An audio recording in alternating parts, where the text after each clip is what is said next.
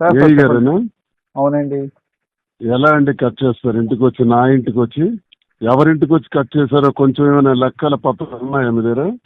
Madam గారికి 4-5 సార్లు చెప్పాను సార్. నా ఇంటికి వచ్చి ఒక ఎమ్మెల్సీ ఇంటికి వచ్చి నువ్వు కట్ చేసావంటే నీకు ఎంత ధైర్యం అబ్బా? నీకు ఒక 40-50 కనెక్షన్స్ ఇస్తాను, దమ్ముంటే వెళ్ళి కట్ చేయి.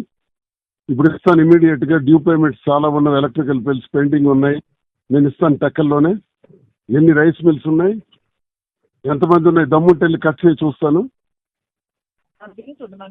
ఎవరితో పెట్టుకుంటున్నావు నువ్వు?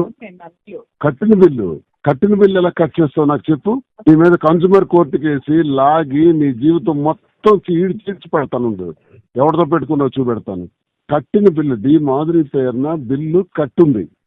నువ్వు ఏ రైట్స్ తో కట్ చేసావు నాకు చెప్పు ఇప్పుడు ఎక్స్ప్లెనేషన్. మాధురి నేను అడగలేదు సార్, ఓన్లీ అక్వరం ఉంది కదా, శ్రీనివాస్ ఇంటికి ఏదైతే ఇల్లు ఉందో ఆ ఇంటికి డి మాధురి పేరున కరెంటు బిల్లు పేమెంట్ అయిపోయి వారం రోజులు అయింది. ఏ ధైర్యంలో కట్ చేసావు? నీ కోర్టుకు లాగుతాను, నీ ఉద్యోగానికి నరకం చూపెడతాను. నువ్వేదో తెలుగుదేశం వాడు అయి ఉండొచ్చి ఇక్కడ నా మీద, నా ఇంటి మీదకి వచ్చావు. ఎంత ధైర్యం నీకు?